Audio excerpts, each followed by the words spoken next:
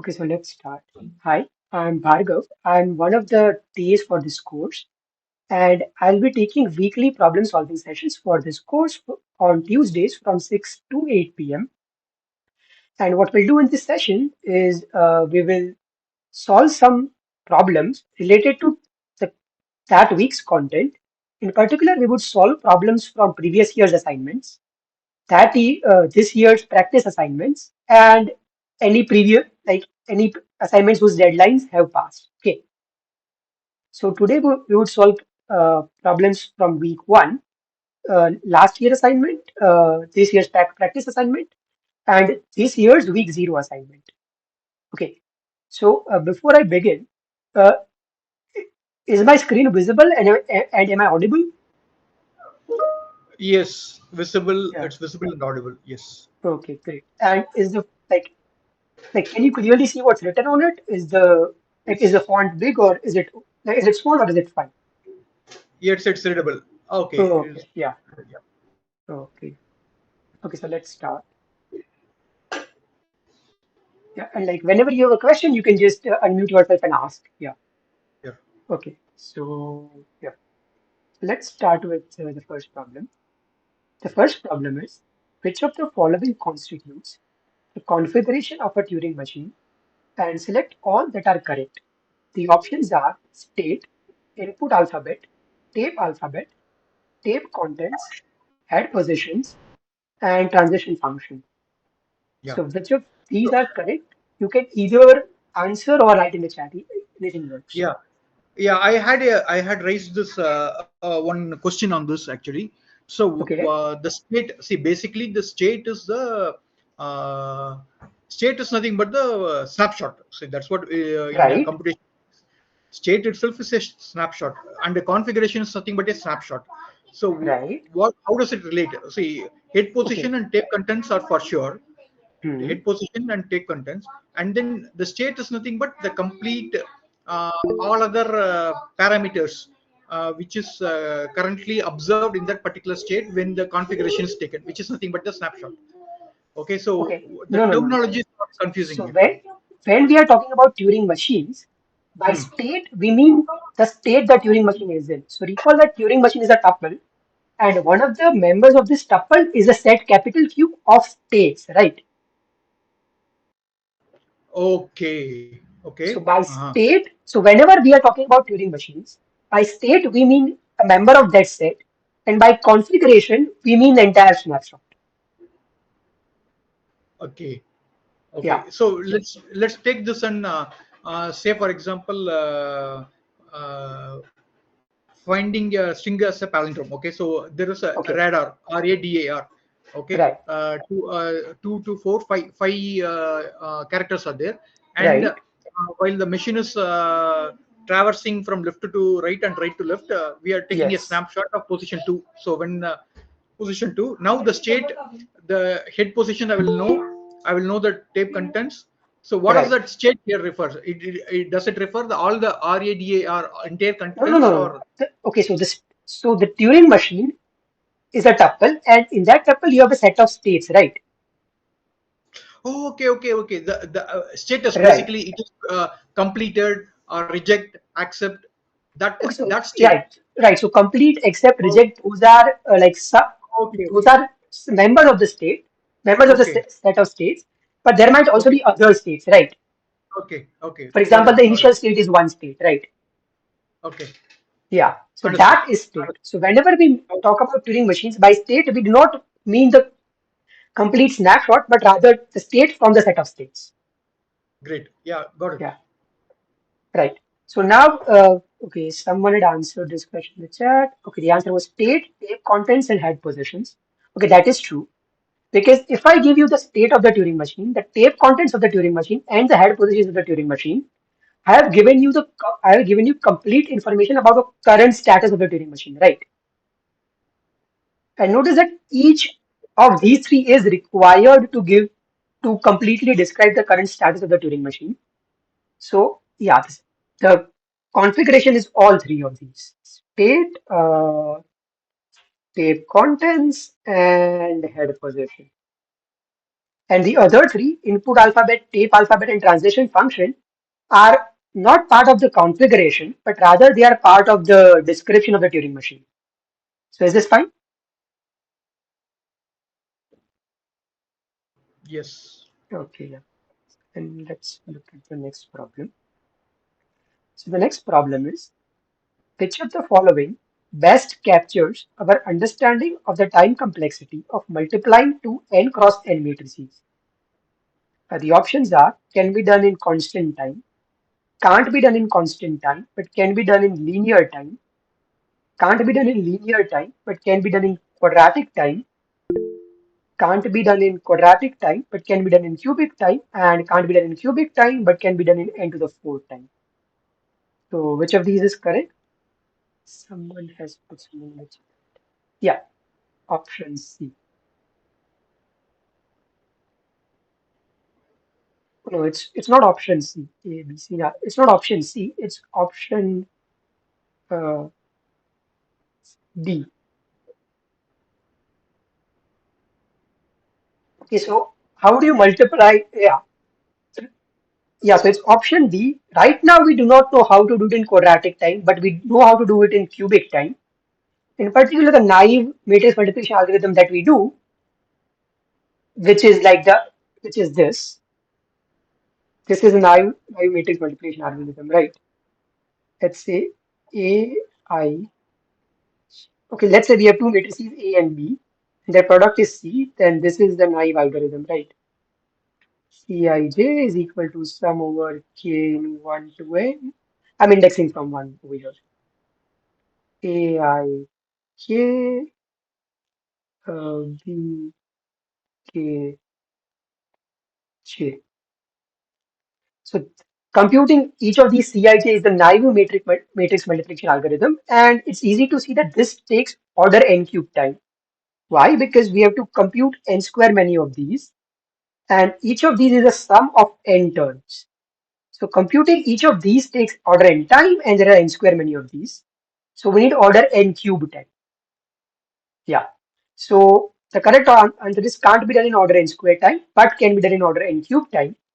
However, this order n cube algorithm that I've just mentioned is not the best known algorithm. In particular, you might have seen Stas's algorithm, which runs in time order n to the 2.81. 10 raised 81. to Yeah, I forgot the exact 2.8x. I forgot what x is. Yeah, maybe it's 2.81. But there are also algorithms known that run in time n to the 2.37. I think that's the best known right now. 2.37 some other decimal points. Yeah. So the correct option is B. Is this fine?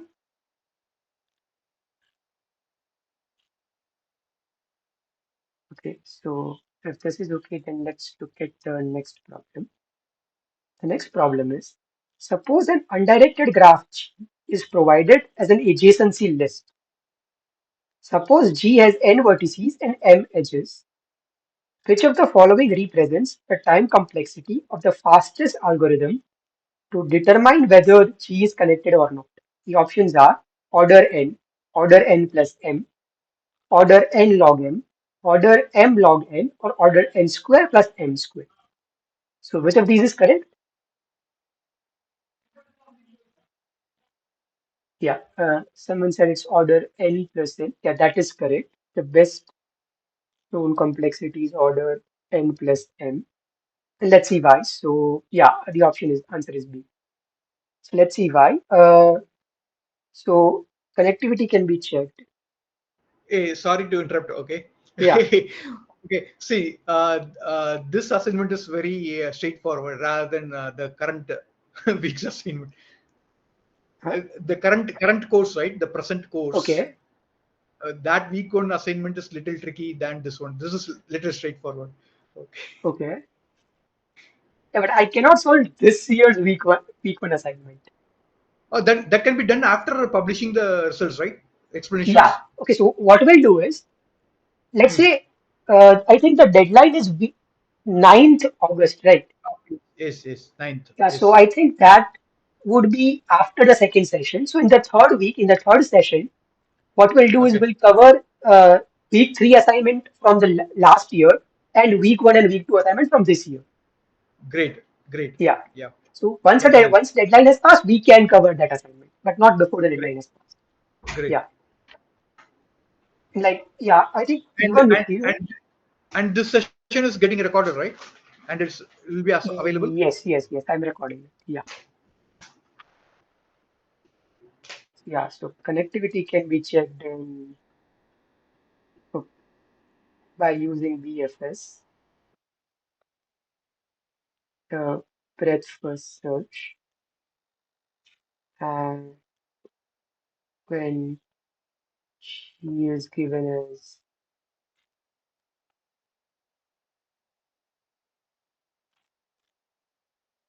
an adjacent list,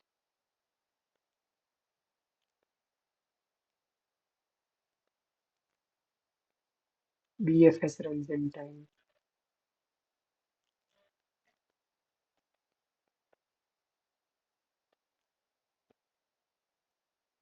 Yeah. So the correct answer is m plus order m plus n. Is this fine?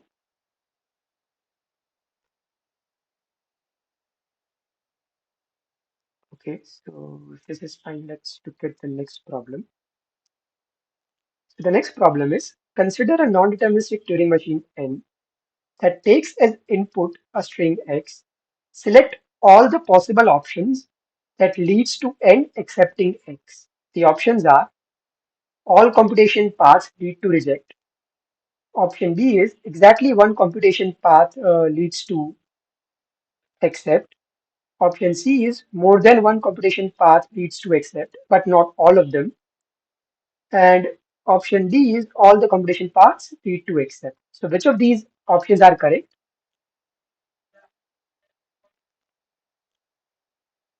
B. Okay, yeah. One of you said B, C, D. One of you said C. C is correct, but B, C, D all are correct. So basically, a non-deterministic Turing machine accepts X when at least one path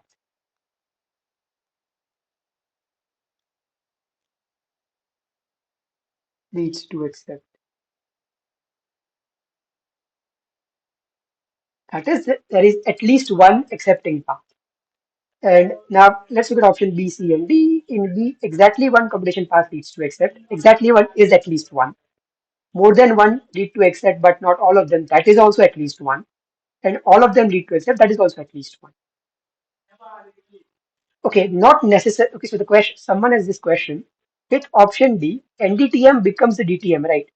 Not exactly, because so in the question, we are talking about one particular string X, right? So it is possible for an NDTM to, so the following is possible for an NDTM. For one particular string, all paths lead to accept, but not for some other string. So for example, for the string 0 to the n, all paths can lead to accept, but for the string 1 to the n, let's say only two paths lead to accept, but five other paths lead to reject. So is this fine? Is it clear why option D won't make an NDTM but ATM? Yeah, Yeah, got it. yeah. Okay, so let's look at problem 5. So this in this problem, we have the following. Suppose an undirected graph G is provided as an adjacency list, and suppose that G has n vertices and m edges. So which of the following represents the time complexity of the fastest algorithm to determine whether G is two colorable? The options are order n plus m, order n log m, order m log n, and order n square plus m square. So which of these is correct? Okay, someone said order n plus m. That is correct, but how?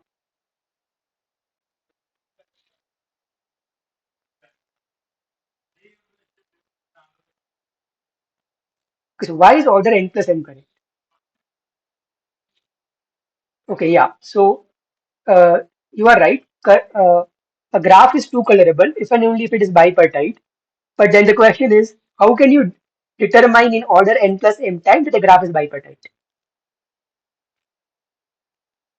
Yeah, DFS or BFS? Yeah, that works. Yeah, that works. You just need to modify BFS or DFS a little. So yeah, let me just like write down what that modification is.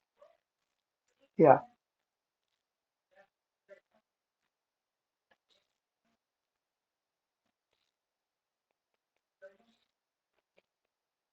modification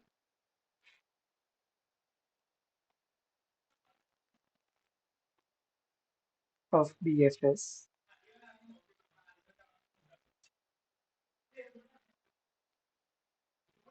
So recall that in every iteration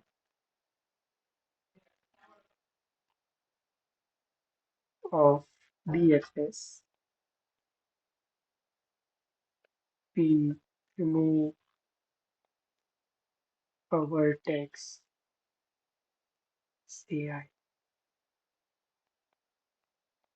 from the queue uh, for all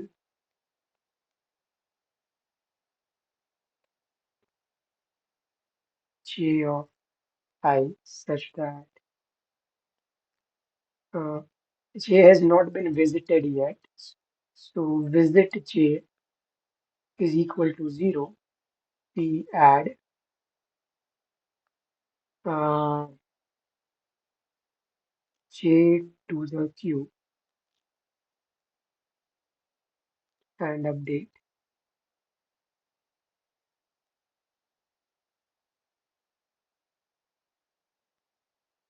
visit j to 1, right? So this is what we do in BFS.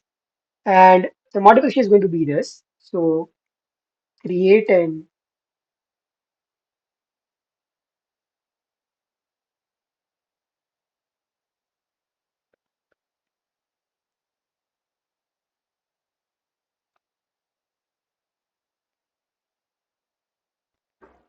create an additional array called color, and uh, for the initial vertex,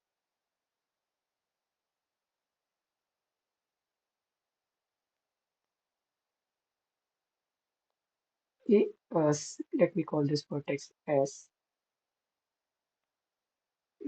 initialize color to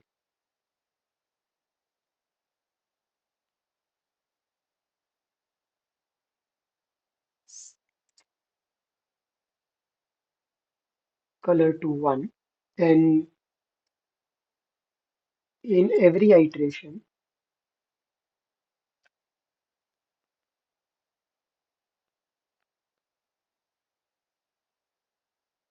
mm, for all neighbors,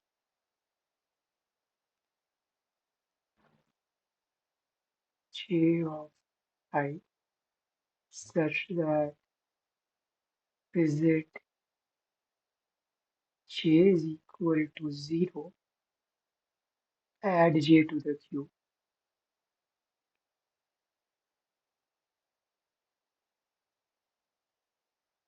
Mm, to the queue, update,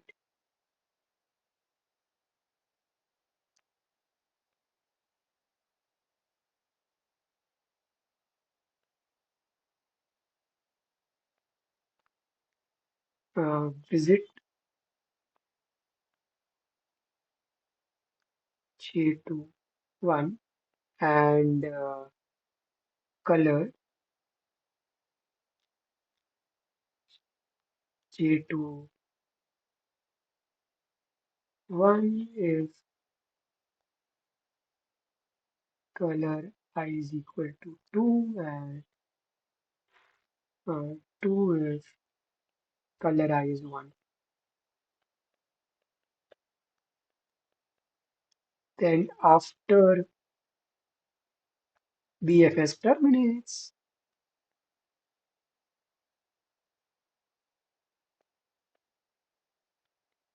uh, check if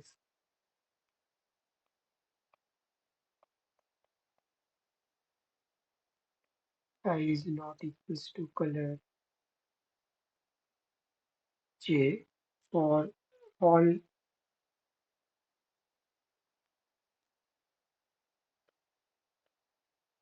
Okay, and what's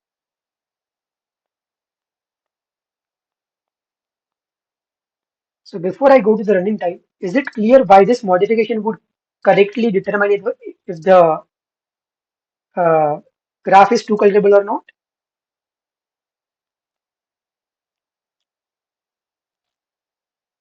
Okay, yeah, so if this is fine, then the So running time, yeah, yeah, I have a point here that since in the previous question we could check the connectivity in the same right, order, I mean by conducting the BFS. So since yes, we are able to check the connectivity among the vertices in an effort of the order of n plus n, what it right. means that we can also check whether the vertices are too colorable or not at the same time. Yeah, so the answer is n plus n, right? Yes, yes, Yeah, yeah. yeah, so, So, and I mean, this explanation is good, but right. even without this explanation, from the previous question also, we can directly conclude that the effort required would be of the order of n plus n, since we can check the connectivity among the vertices at the same time. Okay. Uh, but then why doesn't your argument also work for three colorable? Not so, because in that case, we'll have to, apart from the connectivity, something else would be required. In case of the two colorable, it would be fine, I think. Okay, And so in what you case are of, saying is, so are you saying the following? Two colorable and connectivity are the same thing. yes, yes. Okay, that is not true. Okay, so I have some, okay, yeah, so I have some space over here. Let me show you why that's not true. Hmm. So I basically want to uh, create a graph which is not two colorable but connected. Okay, Hmm. this graph is connected, right? Hmm. But let me suppose, let's say this vertex has color one, then this vertex cannot have color one, it must have color two. And this vertex cannot have color one or two, it must have color three. So even though the graph is connected, Hmm. it's not two colorable, Yes, yes, you're right. Yeah. right? So we need to do this one extra thing of having this color array and sort of, okay, so what the intuition over here is this. So BFS explores the graph level by level, right? Hmm. So starting vertex is the is the first level, and if its color is one, all the vertices in the second level must have color two, all the vertices in the third level must have color one, and so on, right? Hmm. And that is exactly what this part is doing, Yes, right? So this extra step is required. right. And had Yeah. this been the case of three colorability then? Oh, okay. So three colorability is NP complete. Ah, yes, Yeah. yes. Right. Yeah. It's Okay. Yeah. it's a very good question. Thank you. Yeah. Yeah. So so if this algorithm is correct, let's quickly look at its running time. So there are two Yes. components. There is this modified BFS and Hmm. this last check, right? This last check. Hmm. So modified BFS runs in time order m plus n. This is for BFS. Hmm. Plus, okay, how would you perform the check? We can just go over the adjacency list Hmm. and do this, right? Right. So that is just order m.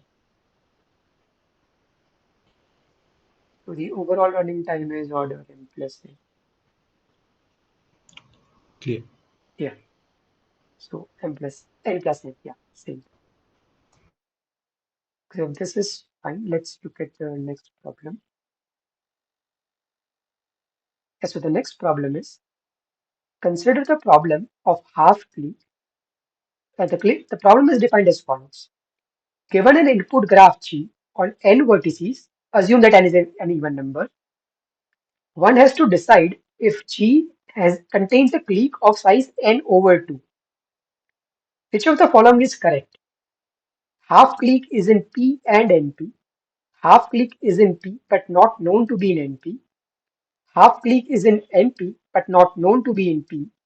And half click is neither known to be in P nor known to be in NP. So which of these is correct?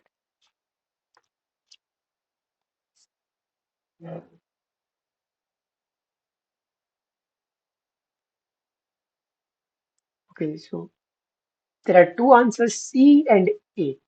Okay, okay, so okay, let's go over. Let's first look at A. So half click is in P and NP.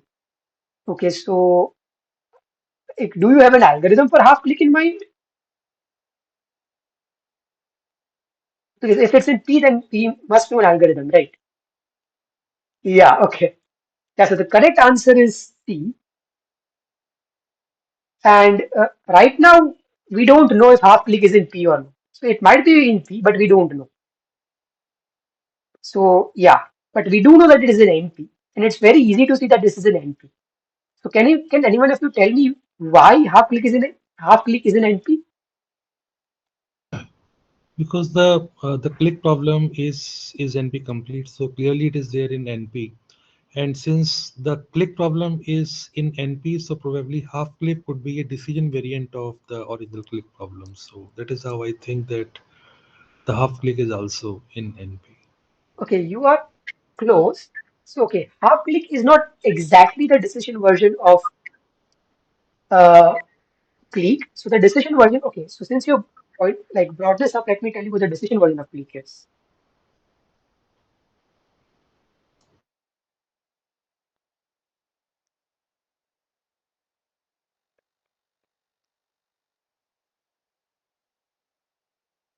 Click caption.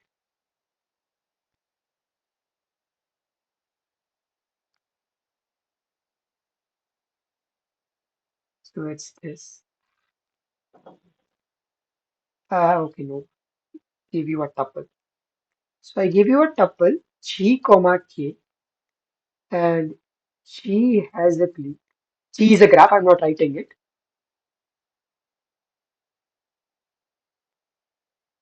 of size at least K. So this is the decision version of click. Half click is not the Yeah. decision version of click, but this is the decision version of click.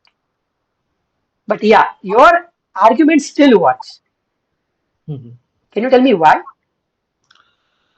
So because I thought that we can take K is like n by 2. Yeah, exactly. So this is the decision version of click, right? But the half click problem is a special case of this problem, right? Yes.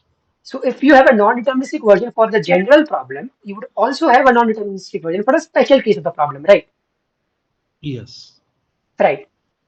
Yeah. So half click is an NP. This is one way to show it. Another way is the following. So what do we? Okay, when is a problem in NP? If it has a deterministic, if it has a polynomial time deterministic verifier and a polynomial size witness, right? So here's the witness,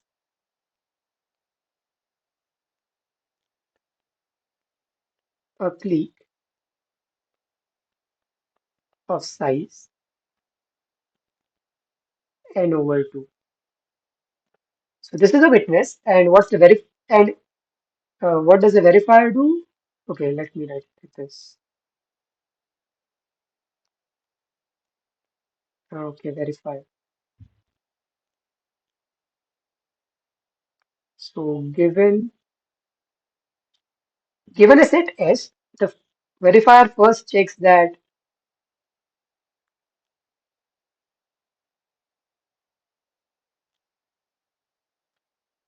size of S equals to n over 2, and then checks uh, for all I comma j and s, this edge is in,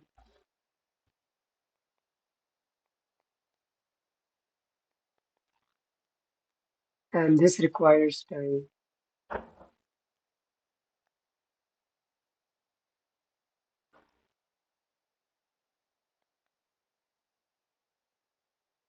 uh, order n square. Yeah, so there is a order n square time verification algorithm and a witness of length n over 2. So we have an efficient witness, we have an efficient verifier, and so yeah, the problem is in NP. Is this fine? Okay. So there Yes. is one more. Okay, so someone, yeah, you suggested an algorithm for this problem, right? We can try all subset of vertices of size n over 2. Okay, so there is just one problem with this algorithm. Its running time is too large. So how many subsets of size n over 2 are there?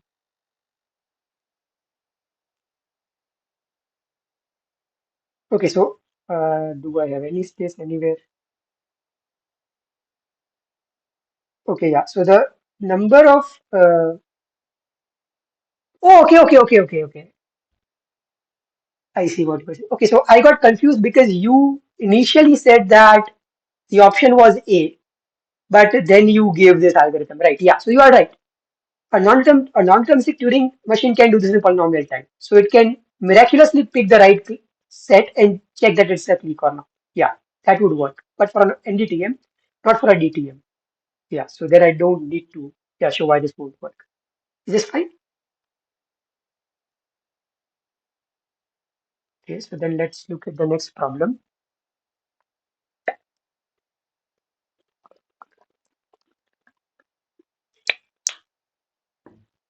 So the next problem is related to the previous one. And in this problem, we have the problem full clique defined as given an input graph G on n vertices, one has to decide if G contains a clique of size n. Which of the following is correct? The options are again similar. Full clique is in P and NP. Full clique is in P but not known to be in NP. Full clique is in NP but not known to be in P. And full clique is neither known to be in P nor known to be in NP. So, which of these is correct? Okay, you are saying C is correct. And okay, so there are two A's and one C. Okay, the correct answer is A, but why is it A?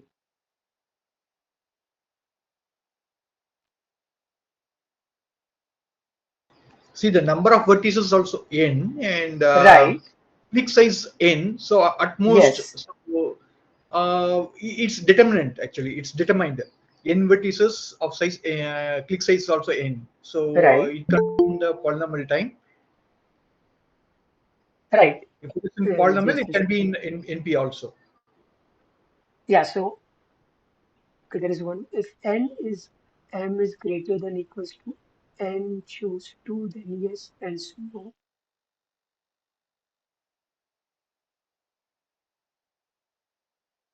Okay, yeah, okay, that's one way to do it. So someone suggested this algorithm that if the number of edges is at least n choose 2, then there must be a clique. Otherwise, there cannot be a clique. That's one way to do it. Just count the number of cliques. Sorry, count the number of edges.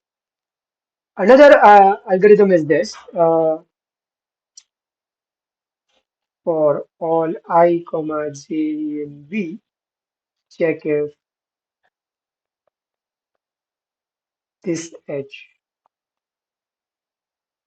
is in E. If yes, G has a clique of size n.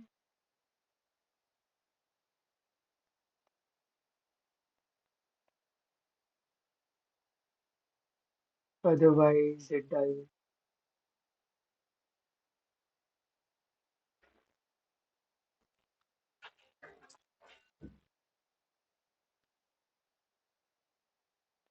And the running time is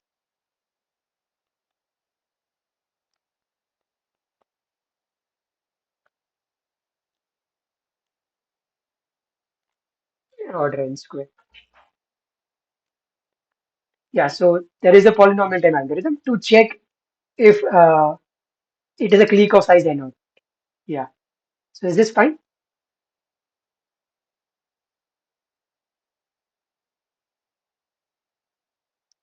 Okay, so if this is fine, let's look at the next problem. So the next problem is, as per the current understanding of P and NP, which of the following is not possible? The options are P and NP are disjoint sets. Option B is P is a proper subset of NP. Option C is NP is a proper subset of P. P and NP are equal, and P intersection NP is a proper subset of P as well as NP. So, which of these are not possible according to our current understanding?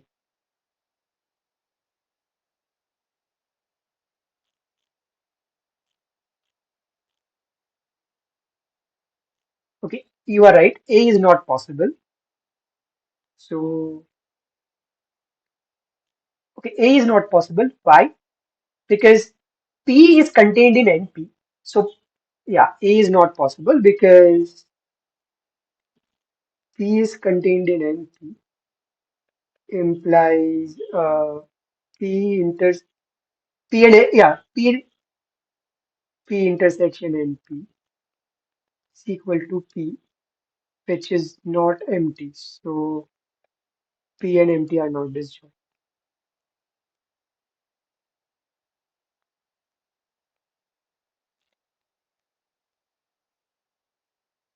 Okay, someone also said C. Okay, so NP is a proper subset of P. Okay, yeah, And again that is not possible because of the same reason. P is a subset of NP. Yeah, uh,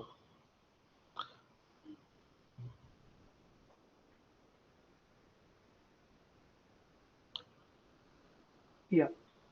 but So what are then you saying? B, B and D are also, I mean, should be okay with this because neither we know that whether P is equals to NP or not. Right. Yeah. And So if P is a proper subset of NP, that it indicates that P is not equals to NP. So we do not know. right. Okay. No, so but what the question is asking is which are not possible according to the current understanding. So according to the current understanding, B can be possible. B is possible. Okay. B might be possible and D might be possible. Right. We just don't know. Okay, okay. Right. Okay, so there is one more option that's incorrect, and that's not possible, and that is E. So, ah, so P intersection NP is P, which is not a point.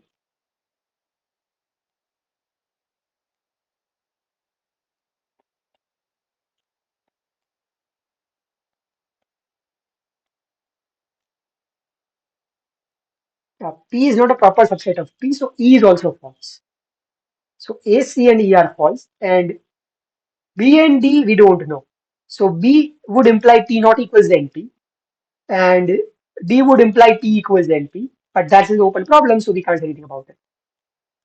So A, C, and E cannot be are not possible according to the current understanding. Is this fine?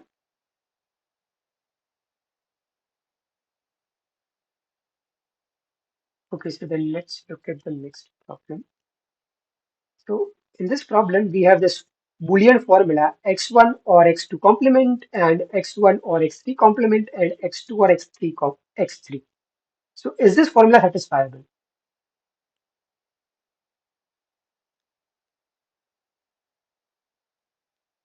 Okay, yeah, so you are saying that the formula is not satisfiable. Okay, oh wait. No, wait, this is one. Yeah, okay, this is satisfiable. Yeah, the problem is satisfied. The formula is satisfiable. And someone also put in No, how is that? See, we have to have x2 as false to make. Oh, this is x1 or x2. Okay, okay, I yeah, yeah. It's overlooked. not and, yeah, Overlooked. yeah. So x1 equals to, okay, yeah, let me use 2 and false instead of 1, 2. X1 is true.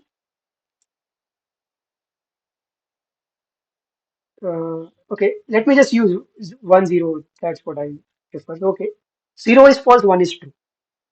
X1 is, so make x1 true. That means these two are satisfied. And then, yeah, x2, x3 can be 1 as well. Doesn't matter. So this is one satisfying assignment, but you can also come up with other satisfying assignments. So the formula is satisfiable. Yeah. So now let's look at the next problem. Okay, so the next problem says that suppose A is polynomial time reducible to B, then which of the following is true? B is polynomial time reducible to A complement is polynomial time reducible to B complement, B is polynomial time reducible to A complement, and A equals to B. So which of these four are correct? So someone said B and someone said B and D. Okay, B is true, but okay, D is not true. This is polynomial reducibility. This is not equal, like less than equal to of numbers. So yeah, D is not true. And in fact, I think in class you might also have seen an example of uh, problems. Okay, in class you might also have seen a counter example for this. Okay, so before I tell you why B is correct, let me tell you why D is false. So recall that. Okay, let me write it. Okay, let me not write it because I don't have enough space. Then I won't have enough space to give you the proof of B. Yeah. Okay, so in class you might have seen that. Okay, so have you studied NP completeness? The definition of NP completeness? Yes. Okay, yeah. So when is a problem NP complete? A problem is NP complete if every problem in NP reduces to it, right? So now let's pick these two problems, three stat and independent set. Both of these are NP complete. Okay. So three set reduces to independent set and independent set also reduces to three set in polynomial time, right? So you can say that A is independent set, B is three stat. So A reduces to B is also true and B reduces to A is also true. But still A is not equal to B because the two are different problems, right? So just because one problem reduces to another, in fact, just because both of them reduce to each other, you can't say that the two are the same. Is this fine? Okay. Okay. Yeah. Okay, let me do one thing. Let me move this a little out so then I have more space. Yeah. Okay, so now,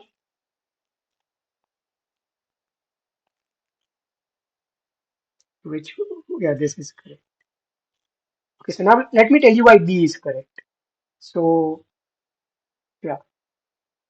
Okay, what does it mean to say that A reduces to B in polynomial time? This implies there exists a polytime computable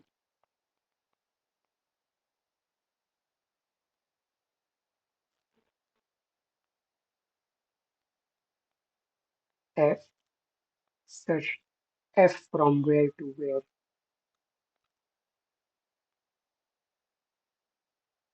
Okay, so in class you might be using sigma for as alphabet.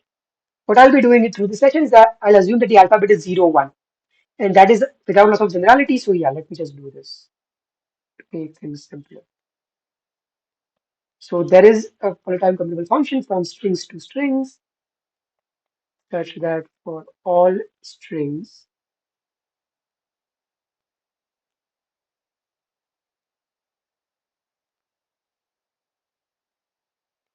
uh, x is in A if and only if f of x is in B. Okay, and now, okay, so this statement also implies x is not in A if and only if f of x is not in B, which in turn implies x is in A complement if and only if f of x is in B.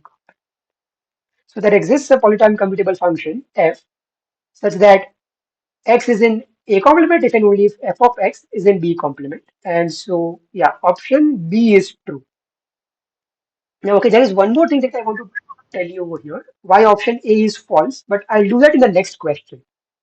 So, is it so far is the are the following clear? B is false and B is true, So yeah, so here we are checking for the yes instance as well as for the no instance. So right? basically we are saying that if A is polytime reducible to B, then the Right. problem B is at least as hard as the problem A is, and nothing Yes. else can be said about the hardness of the problem B.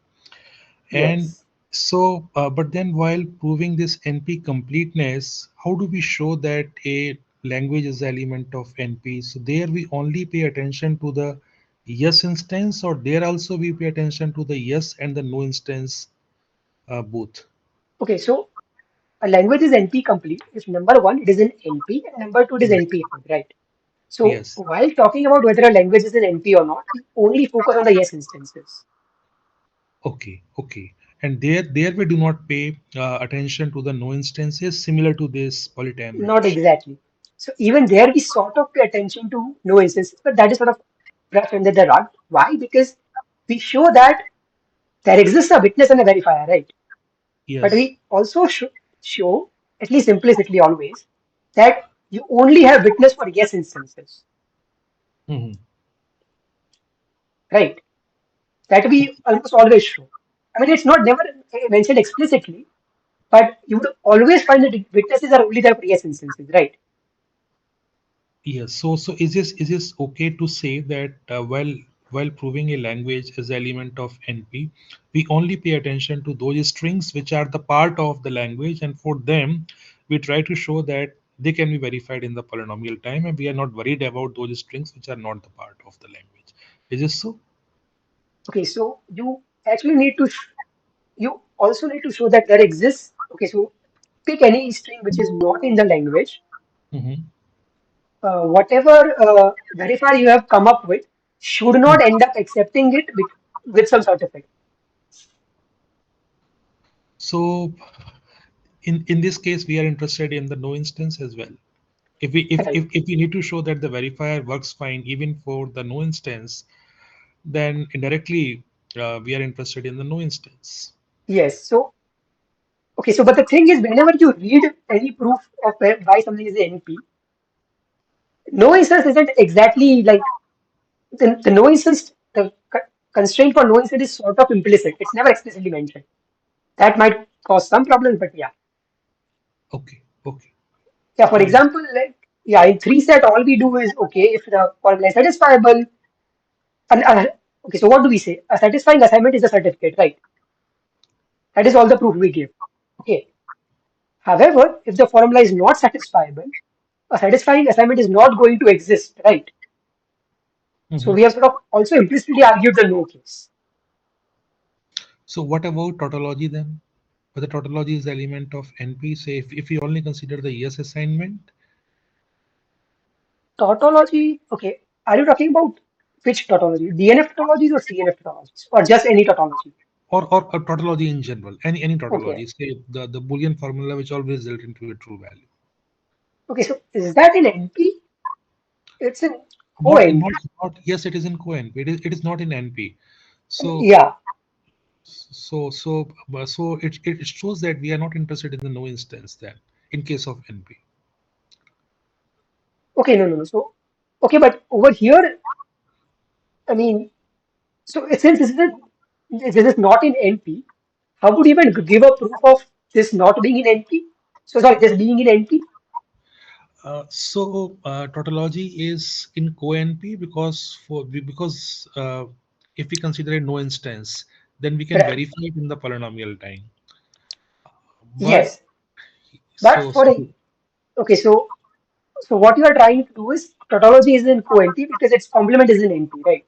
yes, yes, yes. But right, but while showing that its complement is in NP, we still would have considered yes and no instances, right? Both. Yeah, so that point is not clear to me. Say, my point is that if you are considering NP, pay attention to only yes instance and do not bother about the no instance at all. Okay, so Okay, so that can cause you like that can cause issues like anything. Okay, so let us just focus on yes instances. In fact, what I'll show is if you just focus on yes instances, uh, almost any language would be in NP. Okay, so okay, let me do it like this. So consider the following proof that 3 set is in NP. Okay, Hmm. take any yes instance, look at its satisfying assignment. If that so for a yes instance, if a certificate exists, you accept. Okay, Yes. you completely ignore no instances. And I've completely ignored the no instances. Okay, so right now here's what can go wrong. Consider a verifier which does not even look at the input, does not even look at the witness, simply accepts. Now, Mhm. even this verifier would satisfy the constraints for the yes instance, right? No, that is not necessary because even the verifier, to quite possible that the verifier may not verify the yes instance, the yesness of the yes instance in the polynomial Right. types. Okay, but what do you mean by saying that verifier verifies the yesness of the yes instance? Because yeah, so if the instance results into a true value, then the verifier should be able to generate, should be able to say yes in the polynomial time and should not Right, that stop it for does, right? So, okay, consider this Turing machine which does not look at the input, does not look at the witness. Okay, now suppose I give it a yes instance and a witness. It's still going to accept because that is it. That is what it always does, right? It always accepts. So even on the yes instance, it will accept, right? Mhm. But it would also accept on a no instance, which it should not do, right? Yes. Right. So to show that a language is an NP, you need to do the following. For every X which is in the language, there must exist a witness that the verifier accepts on that witness. And Mhm. for every X not in the language, Mhm. no matter what witness you give to the Turing machine, the verifier Mhm. would not accept. Both of these are required. Can you repeat these two important points again, or can you write those points Yeah, yeah, down yeah, in I can this? write it. Okay. Uh, L is in NP if there exists. This is the like almost a definition of NP. If there exists a polytime verifier and polynomial from n to n such that for all x in the language, Mhm. hmm, okay, rather let me write it like this. X in L implies there exists a witness of poly size.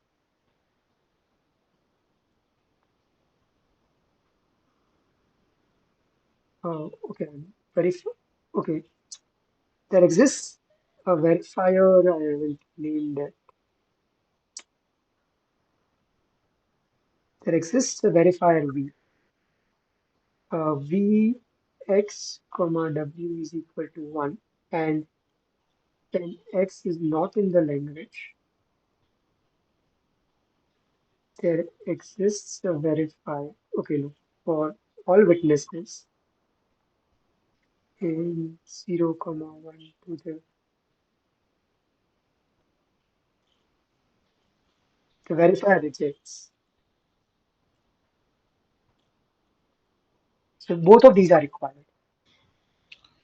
So then to verify this thing that for all possible witnesses, the value is Right, going to be zero. So I mean, how can someone verify that this is true? That the result is the verifier generating a zero value for all right. possible Yeah, witnesses. so that is where you need to use the description of the verifier. For example, consider 3 set. Okay, Mhm. for 3 set, px is going to be n. The polynomial p is going to be n, right? Mhm. N is a number of variables, and so p is n. And what Mhm. is my witness? My witness is a satisfying assignment. Okay, Right. what does the verifier do? The verifier takes the formula. takes the assignment, plugs in the assignment into the formula, and checks the formula evaluates to true or not, right? Hmm. If it evaluates to true, the verifier is going to output 1. Yes. Okay. And if it does not evaluate to true, the verifier outputs 0. Okay. So then why to write for all W's? I mean, for all W would be, we do not know this number, right? Oh, okay. Which number? This. So for all W, yeah, this one. Okay, no, no. This, So, the- okay, Px is defined, right? Px is N. So, okay, so are you clear about the yes instance, what the verifier does? Okay, so first of all, is the verifier's operation clear? your voice is breaking actually. I do not know whether this is for me or is it same with everyone. If it's same with everyone, I can try to change my internet connection.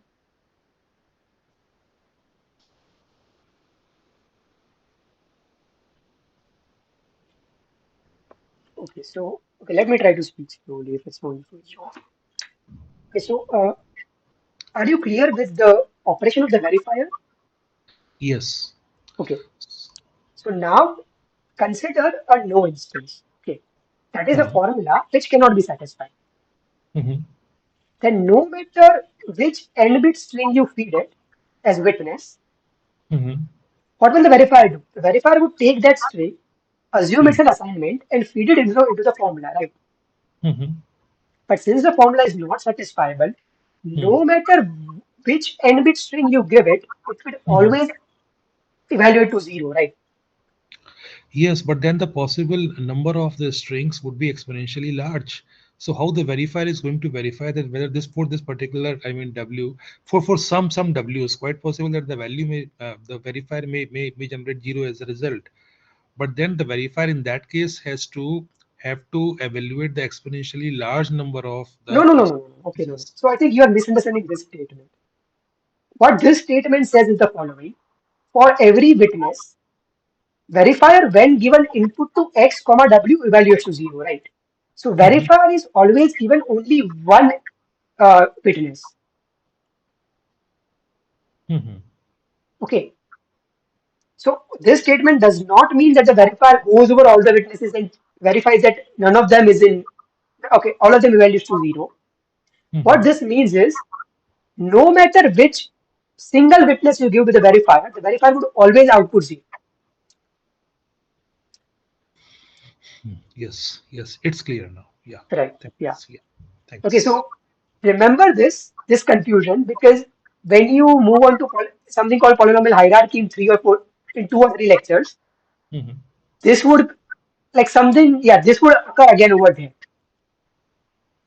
In fact, the confusion would be much worse over there. So just remember this, that this statement does not mean that you are the verifier is working with all witnesses simultaneously. Yeah. Mhm. Okay. So this is fine. Let's look at the next problem. So the next problem is which of the following properties does the relation satisfy? Select all that are correct. That is, the relation is over here. The relation is polynomial time reducibility. The options are reflexive, symmetric, transitive, or equivalence relation. So which of these options are correct?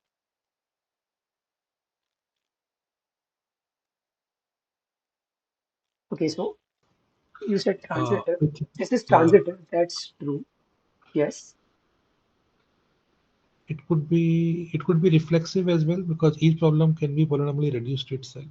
Yeah, it's reflexive as well.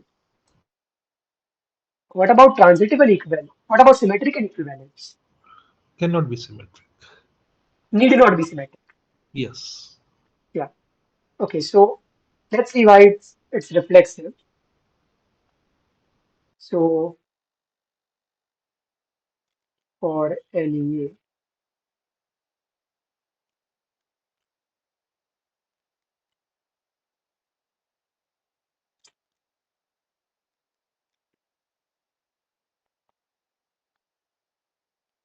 X is in A if and only if X is in A. This is a tautology. I over here, F is the identity function.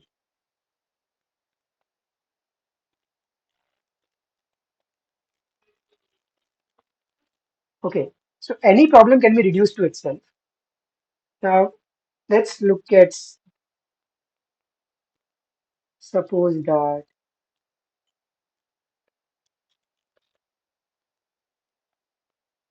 A reduces to B and B reduces to C. And what do we want to prove? We want to prove that A reduces to C, right? So these two statements together imply that there exists. Okay, I can't I write? Okay, now I can write. There exists polytime computable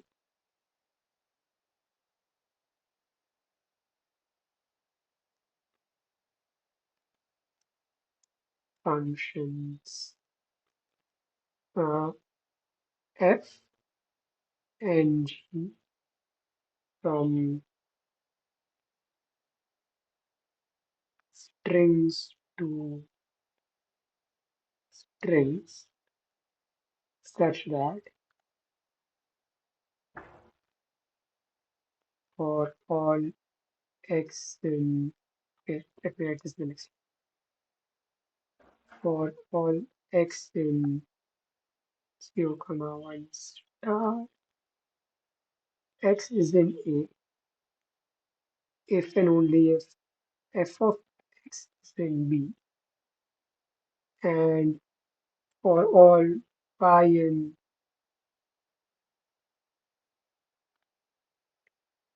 y is in B if and only if uh, g of y.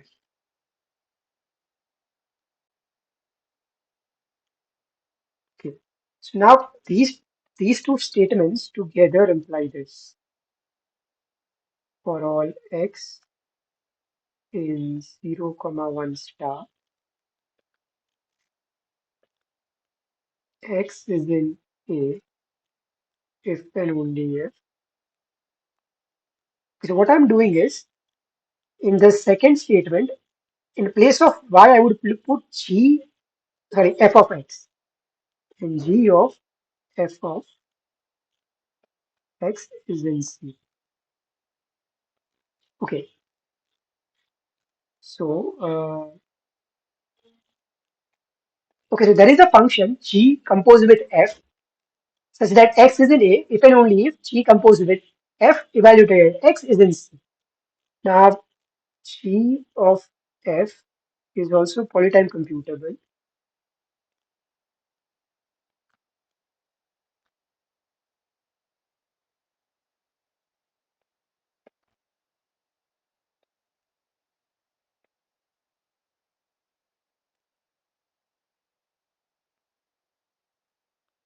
First compute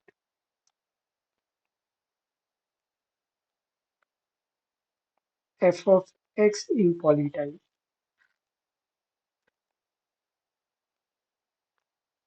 and then compute. Okay, let me be. So we can first compute f of x in poly size of x time, right? Why? Because f is full-time computable and the size of the input is size of x. And then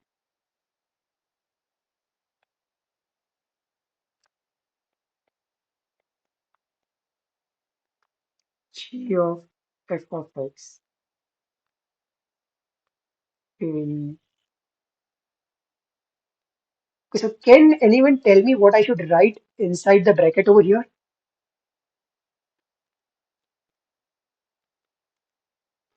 So it So, should be the polynomial in terms of the length of x. okay, why length of x? So over here, what I'm going to use is the fact that g is full-time computable. Yeah, someone said size of f of x. That is right. That's size of f of x. Okay, so over here, I want to use the fact that g is polytime computable. Okay, and what I want to compute is g of f of x. So as far as g is concerned, the input is not x but f of x, right? So I should write f of x over here, size of f of x over here, right? But if f of x is polynomial, if x is Yeah. polynomial, You are right. So that is what I'll do in the next step. Yeah. So there is that's where I'll use the fact that f is full-time computable.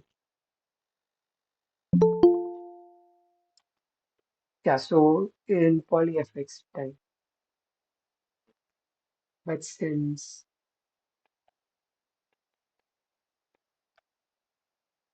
f is polytime computable,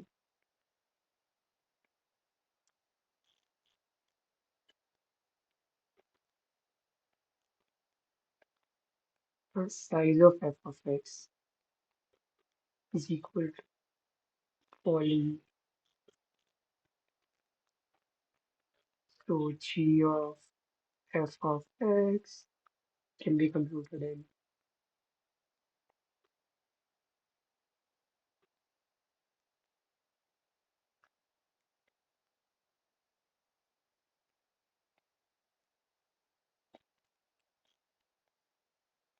Okay, so over here I'm asserting that since f is polytime computable, size of f of x is poly size of x. But why is that?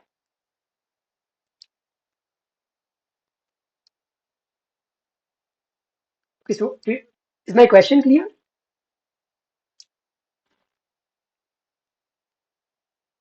Okay, so here I'm saying that f is polytime computable implies size of f of x is poly in size of x. Why?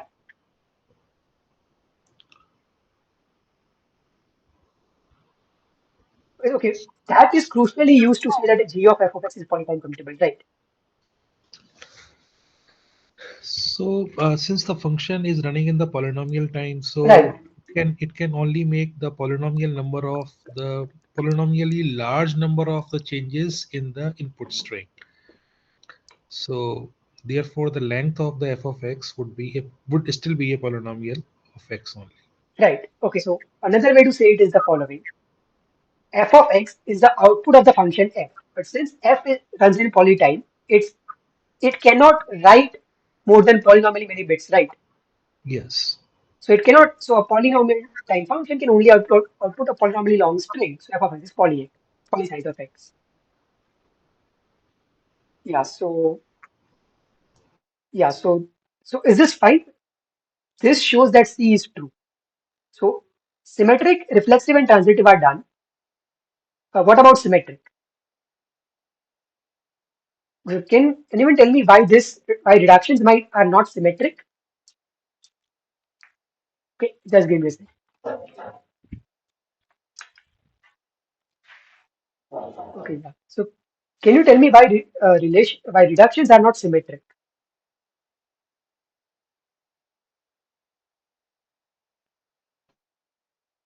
Okay, so This reduction is a one-way function. If a can be reduced to b, it is not necessary that b should also be reducible to a. yeah, And okay, moreover, and the other statement is that if a is polytime reducible to b, then we can only say one thing, that b is at least as hard as the problem a is, yeah, and b could even be harder than a. yes. Yeah, maybe because of Uh, that. yeah, so what I'm saying is, what's the exact reason why that is possible? And you sort of said it. It's a one way function. Okay, a better way to say it is that a better way to say would be that f can be a many one function, right? So okay, I don't have any space. Let me see if I can create space somewhere. Okay, yeah, let me do it over here. So what can happen is this. So this is A complement, this is B, this is B complement. Now f is a many one function, it need not be reducible. So what can happen is this. The entire region of A maps to a very small set of A, B. The entire region of A complement maps to a very small set of B complement. And for any string lying over here, you do not have a pre-image, right? So the reason is that f is a many one function. If f were a one function, one and onto function, then yeah, reductions would have been reflexive, sorry, symmetric. Is this fine? Okay, yeah. Yes. Okay, someone also gave another way to see this. A language may be a subset of another, and so can be reduced to it, but the reverse would not necessarily be true. That is also true. That's also another way of saying that this is the reductions are not symmetric. Okay, so there was one more question. Will you be sharing this document today itself? Either today or tomorrow morning. Yeah. Okay, okay, But fine. basically by okay, so every time for Tuesday session I would upload the video as well as the slides by Wednesday. All right. Yeah, Yeah. thanks. Yeah, but if like for any session, let's say the deadline is on the very next day, then you can tell me I would upload it on that day itself. But in that case, just remind me that the deadline is the very next day. Okay, so now let's look at the next problem. The next problem is suppose P is NP complete, then which of the following is necessarily true? B is in NP, B is in P, B reduces to A for all A in NP, and A reduces to B for all A in NP. And what's the answer? Yeah, A and D, yeah, A and D are both correct. A and D.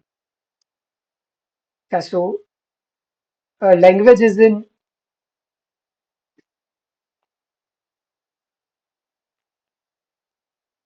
yeah, so a language is NP complete. If and only if the language is in NP and every language every language in NP reduces to it, right? This is just a definition of NP completeness, and option A satisfy is talking about the first condition. Option D is talking about the second condition. Yeah, so both are required.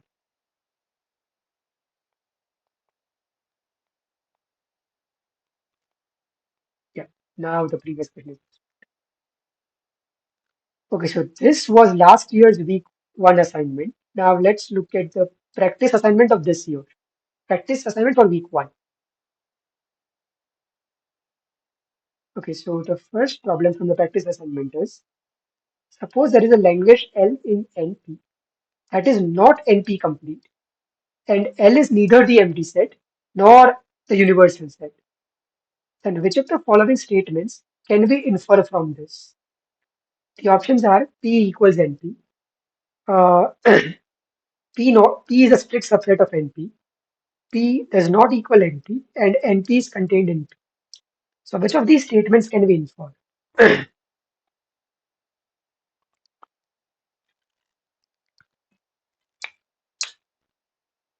so there are two answers B and C and B.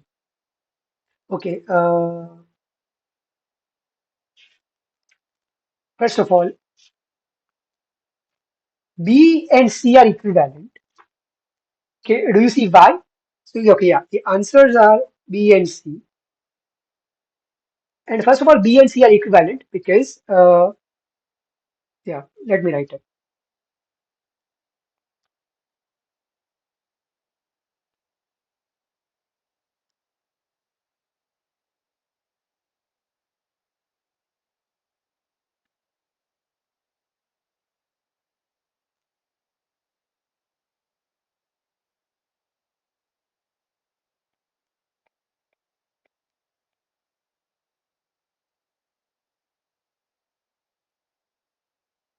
Okay, so P is contained in NP. So if P is not equals to NP, then P has to be a strict subset of NP, right? That's this direction. Now, if P is similarly, P in NP, and in fact, yeah, we don't even need this. Now, if P is not equal, P is strictly contained in NP, then P can't be P, can't be NP, right? So,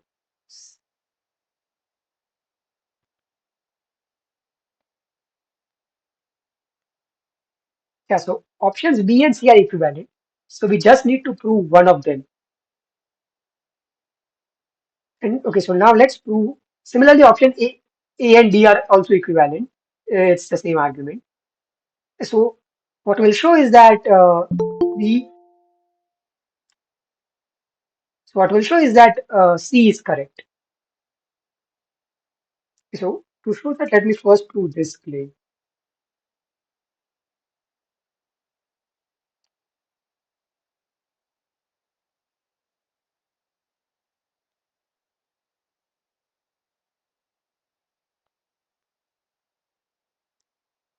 Every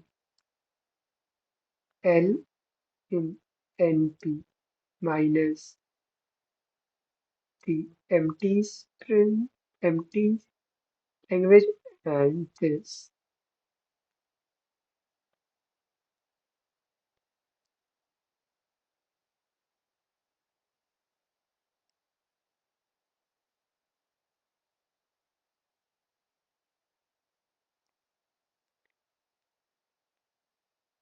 So the claim is that if P is equal to NP, then every language in NP, which is not the empty language or the universal language, is NP complete. Okay, so let's see why this is true. So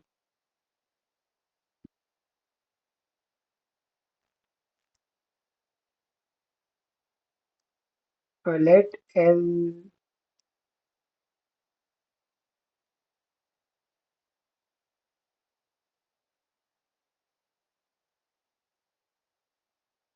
yeah, so let L be an NP and it's not one of these.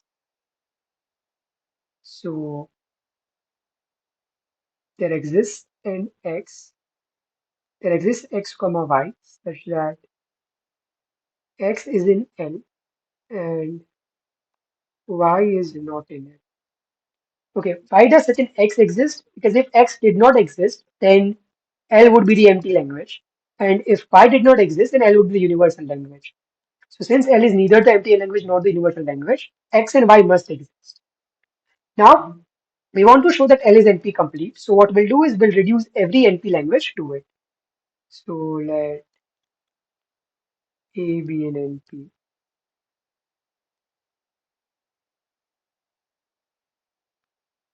Define a function f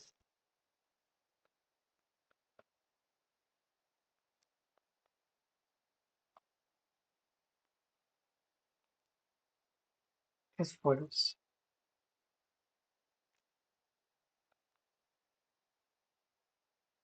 If X is in A, define f of X.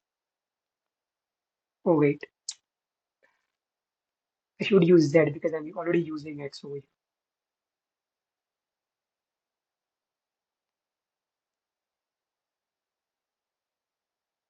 And if Z is not in A, f of Z is defined to be 1. Now,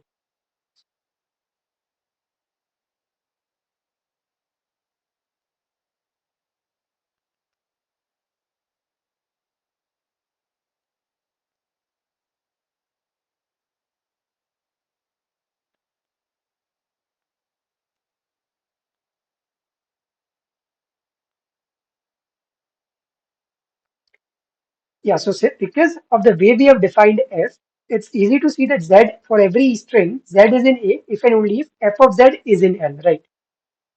So f is a reduction. It's a valid reduction function, but we also need to show that f is commutable in polynomial time. Well, f is commutable in polynomial time because what does f do? It given a string, it decides whether it's in the language A or not. But since A is in NP,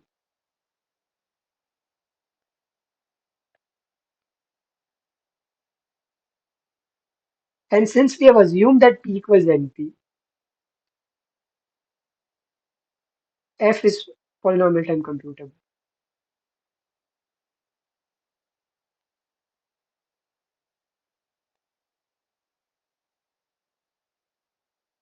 Yeah, because A is in P, and so there is f can just be any polynomial time deterministic algorithm that decides the language F, the language A.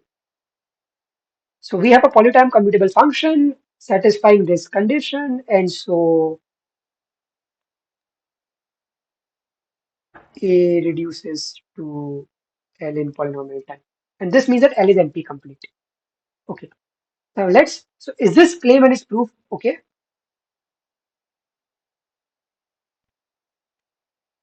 Yeah, clear. Yeah. Okay, so then let's use this claim to show that C is correct. Okay. So what do we have in the question? In the question, we have a language L in NP, which is not NP complete, but is neither the NP language nor the universal language. Now suppose that P were equal to NP, right? But then this and this statement would contradict, right? Is that clear?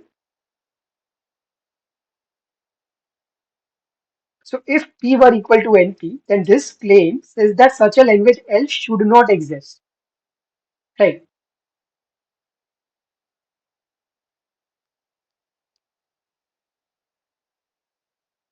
So is this clear?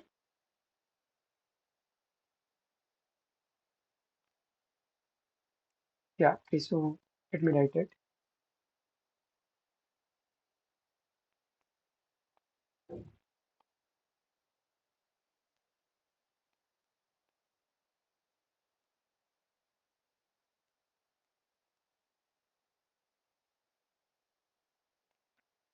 Not NP complete.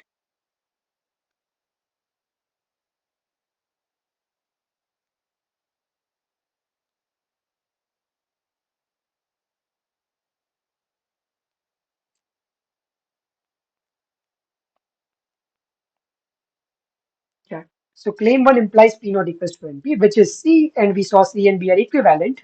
So B is also true.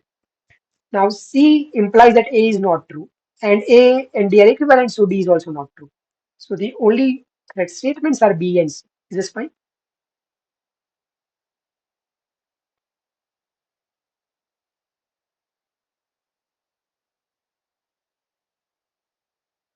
Yeah. Okay, so if this is fine, then let's move on to the next problem. The next problem is, what is the number of satisfying assignments for the Boolean formula x1 complement and x1 or x2 complement and x2 or x3 complement and x4 or x5, and we are supposed to like answer in numerical form. So like would anyone should like to guess how many assignments are there? So you are saying there are two assignments. Let me see. Okay. Yeah, okay, I don't know. Let's work this out. Yeah. So okay, so because of this clause, x1 must be 0. But if x1 is 0, this is 0. So this x2 complement must be 1. So x2 must be 0.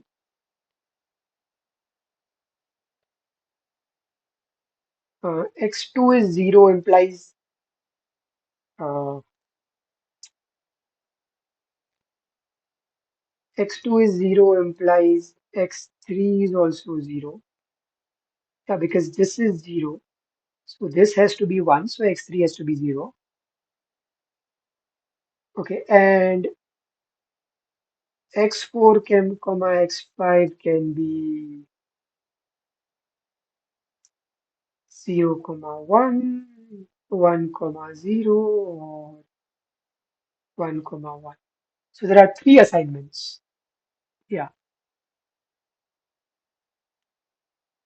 Okay.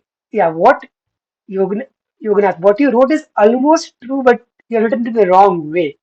So you are saying that uh, x4 can be anything. Yeah, okay. Forget about x3 equals to 0. What you have written is x4 equals 0 comma 1 and x5 equals 1 comma 0. But you are missing one thing, right? Both can be 1. Yeah, that's right. Yeah, yeah. So the answer is 3.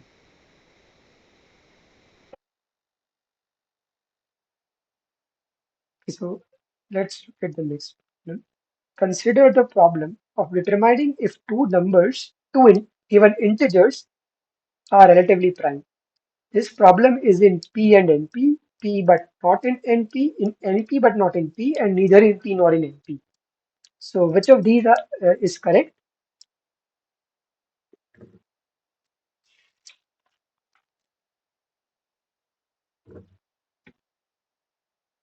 Yeah.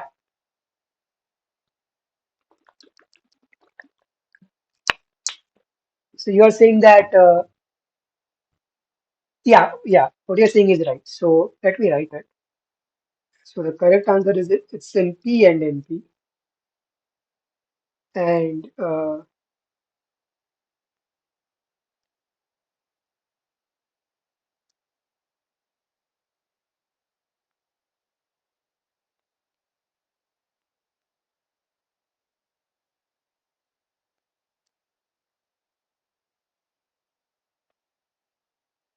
if and only if the greatest common divisor GCD of A and B is 1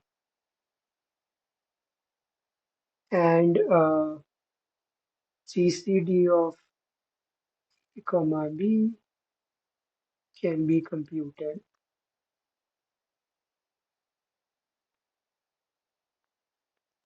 in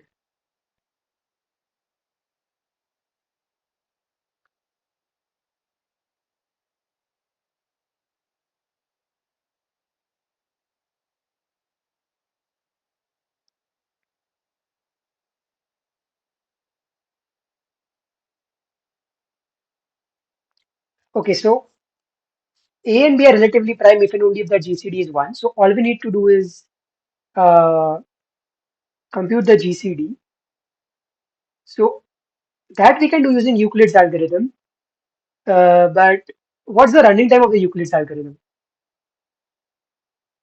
So is this log in terms of the representation of the input? I think I don't correctly remember, but it's Yeah, slightly strange. Yeah. yeah, it's something like this. Okay, so let me assume A is greater than equals to B. So for the sake of simplicity, let me just assume that A is greater than equals to B. Then the running time is order log A. And uh, the inputs are A and B. So input size is equal to order log A plus order log B. But since B is less than equals to A, we have assumed that this is just order log A. So the running time of Euclid's algorithm is polynomial in this input size, right? So Euclid's algorithm is a polytime algorithm. And because of that reason, P and NP are the same. Sorry, because of that reason, this is in P and therefore also in NP. Is this fine? Yeah. Okay, so then let's look at the next problem. So the next problem is, out of the following choices, select all the choices that are definitely false. And the options are P equals to NP, P is strictly contained in NP, P and NP are intersecting sets, but neither of them is a subset of the other, and they are disjoint sets. So we have seen something like this before. So which of these are correct? Sorry, which of these are definitely false?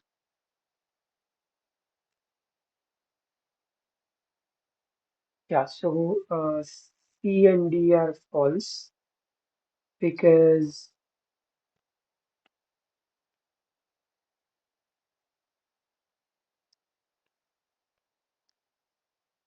yeah, P is subset of NP, so C is false, and in D, P is a subset of NP. This implies that P intersection NP is equal to P, which we know is not empty. So they are not disjoint. Yeah, I think we saw something like this. So yeah. Okay, so this was the week one's practice assignment from this time.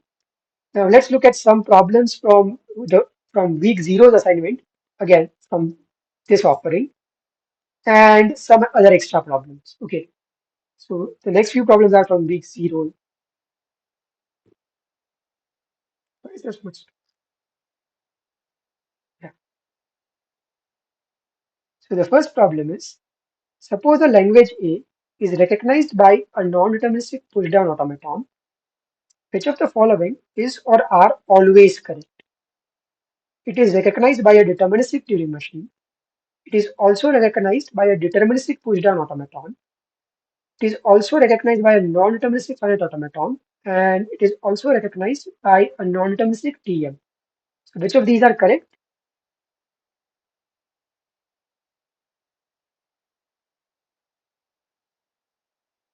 Yeah, so A and D are correct. And okay, why is so let's go over all the options and see why A and D are correct and the other two are not. So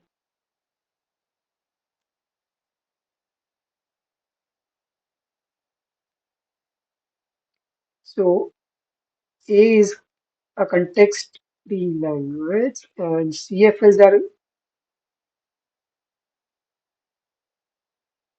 okay. So CFLs are a subset set of recursive languages. I'm writing REC for recursive, and recursive languages are recognized by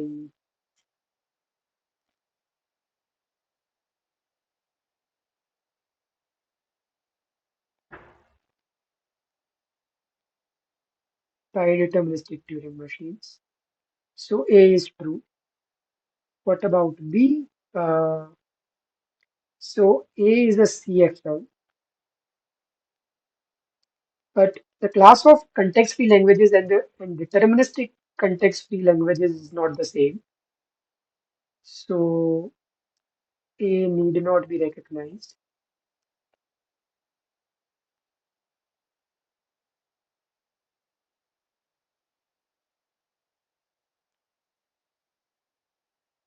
Deterministic push down automata.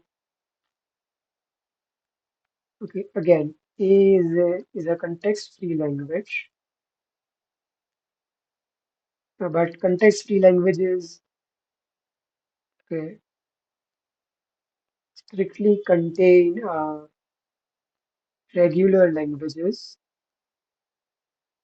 and so A need not be recognized.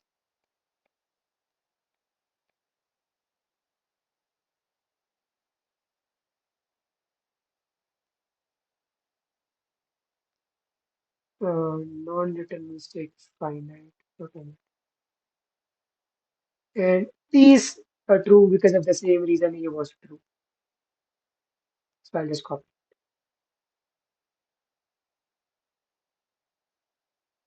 So A is a context-free language. Context-free languages are subset of recursive languages, and recursive languages are recognized by like TT, NDTMs as well. Yeah.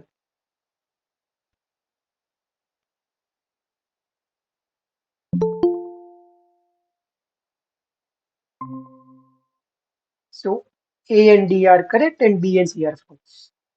Is this fine? So, I mean, why do we call this language as a recursive language? I mean, where is the recursiveness in such language?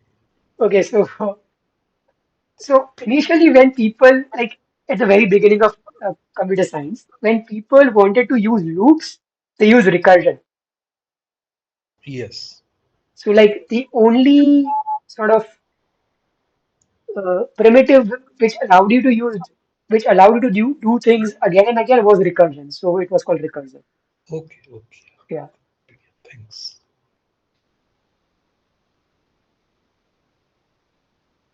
Uh, yeah. So the next problem is which of the following is or are true and all logarithms are base 2? Option A is 2 to the log n is contained in order n. Square root log n is contained in order log n. 3 n square plus 5 is small o of n square and log n is small o of n. So which of these are correct?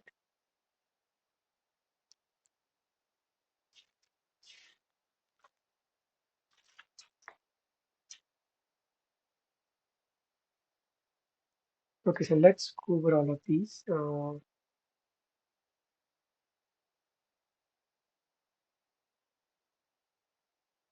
So true to the log n is just m, which is definitely contained in OA. So A is true. Okay, let me write a bigger row. Okay, A is true. This is this fine? Yes, yes. Yeah. What about B? So for B, it's not clear. I mean, Okay. So okay, here's what we can do for B. Log n is an increasing function, right? yes.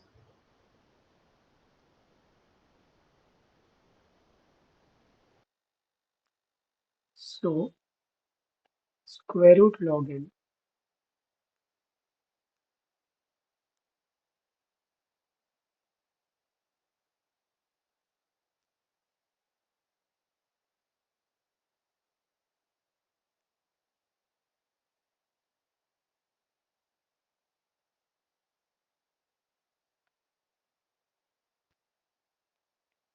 Okay, so is this is this clear? Is it clear to you why this is true? So, but then why this root of m is big order of the log of m? I mean, Oh, sorry. Okay, first of all, I should write it. Okay, so what I'm saying is the following. The given statement is true if and only if this statement is true. Is this right. assertion correct? Sorry, is this assertion clear? Yes, yes. Yeah. And now, okay, as you asked, yeah, this is not true, right? This is false. Okay, Yeah, and that implies that this is false. okay, yes. Yeah, so B is false.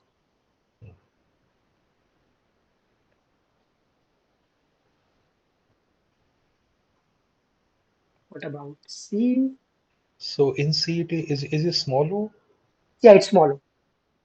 Then it's fine. It's true because this Okay, 3n square okay. plus 5 is bounded by the o square First, from the let n square. me change all my O's. They are bigger. Yeah. Okay, so what are you saying? Is it correct or false? Yes, it's correct because this n square is, I mean, this n square plus 5 is bounded by the n square, which is not asymptotically tight from the upper side. Okay.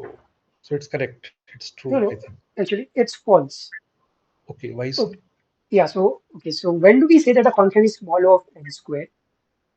F is small o of g if for all constants c greater than equals to 0, there exists an n0 in n such that for all n greater than n0, greater than equals to n0, doesn't matter, uh, f of n is less than or equals to c times g of n. So this is the definition of small o. Okay. So here instead of less than or equals to, it should be less than CGM for the small o, I think. For the big O, it's fine. That Oh, no, no, if the no. less, Okay. The difference is not greater than or okay, so the difference isn't the sign over here. hmm, The difference is the quantifier over here. Okay, so let me also write the definition of big O and then yeah, I can compare both. okay.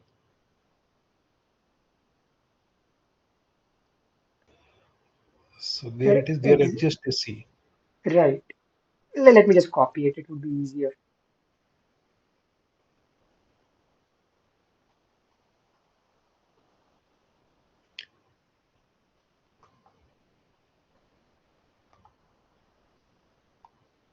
Okay, so now do you see the difference between the two definitions?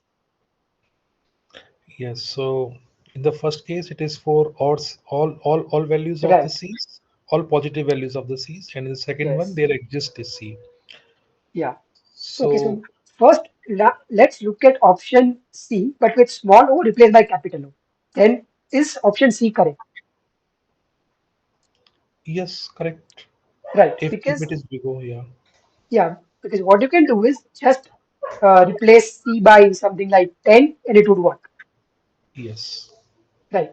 But what about small o? So, okay, so For 3n square to be small of n square, 3n square should be less than or equals to c times n square for all c, right? And then will you make this c as equals to 1 this time? Yeah, one anything less than 3 would work. Hmm. So for c less than 3, 3n square plus 5 is always greater than 3n square, right? Okay, let me add cn square. So there exists c for which this condition does not hold, right? Yes. And it's because of that reason that c is false. Okay, had this been say n cube instead of n square with a small Then o? it would Is have been true. true. Yeah. Right. Yeah, because I think what you can do is just look at n0, something like 10, and it would work. Mhm. Yeah, 100 and 300 and 1000. Yeah. Right. And what about d? So this is again a small o. Yeah. Okay, so yeah, this log n this time is bounded by the n from the Yes. upper side for all values of the c. So Yeah. there is true. Yeah. Yeah, so this was like what you asked, 3n square plus 5 versus n cube. Yes. Yes. Yeah. Clear. Yeah, so A and D are correct, B and C are false. Yes. Okay, so now let's look at the first problem. Suppose a Turing machine also on all inputs, then the language A recognized by the Turing machine is decidable, undecidable, or we can't say whether it's decidable or undecidable. So which are correct? Yeah. Uh, yeah, it's decidable. Because this is just a definition of decidable languages. There is nothing new over here. Let's look at the next problem. The next problem is which of the following statements is or are correct? N to the 4 plus 3n square plus 5 is omega n to the 5. N cube plus 2 is small o of n cube. N log n is omega log n, and n square plus 2n plus 5 is omega n square. So which of these are correct?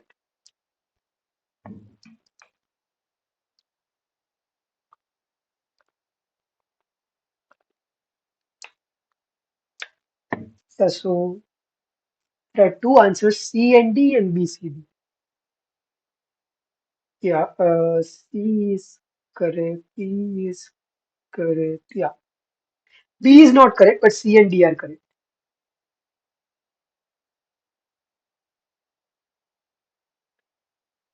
Yeah, okay. Okay, so again, let's just go over all the options. I'll quickly go over A and we have. Okay, so A is false. Okay, I don't need to go over it. Yeah, but let me write it anyways.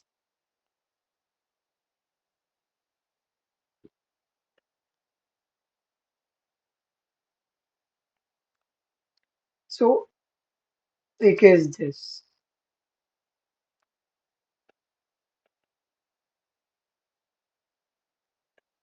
Yeah, so A is false because the uh, n to the 4 plus 3n square plus 5 is small o of n to the 5. So it can't be capital omega. So A is false. What about B? So in B we have again so again the small omega over here is causing the problem. So let me again write the definition of small omega. So F is small omega g if for all constants c there exists n0 in n such that for all n greater than or equals to n0 c times f. Yeah, I can write it either ways. Let me write it. F of n is greater than or equals to c times g of. Okay, so this is the definition of small omega. Now, for this over here, mm, for C is equal to 2, let me just make this 10. It would be easier. N cube plus 2 is always less than 10 n cube for all n in it, right? So this condition, this condition is not satisfied for all constants C. And so n cube plus 2 is not small omega uh, n cube, but it is capital omega n cube. So if I were to replace this by capital, then the statement would have been true. But this statement is false. Yeah, now.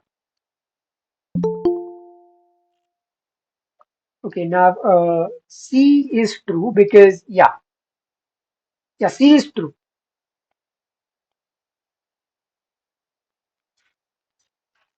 Because, n log n is going to be greater than log n for large enough n. So that is true. And what about D? Uh, D is also true because, yeah, because n square plus 2n plus 5 is always greater than n square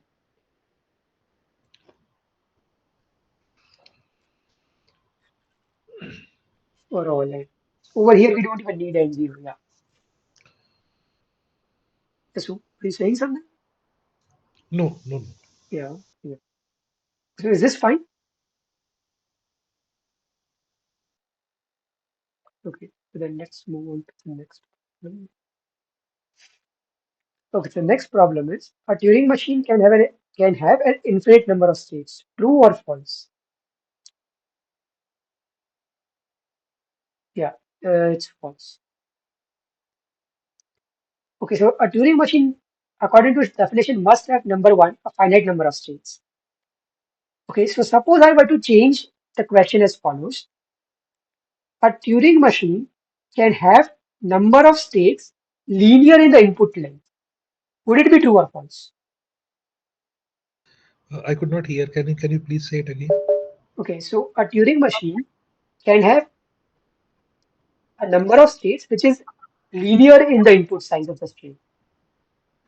Linear in terms of the So size of the. basically, what I'm saying is that the number of states of a Turing machine depends on the length of the string it is processing. Okay, okay, So okay. is that true or false?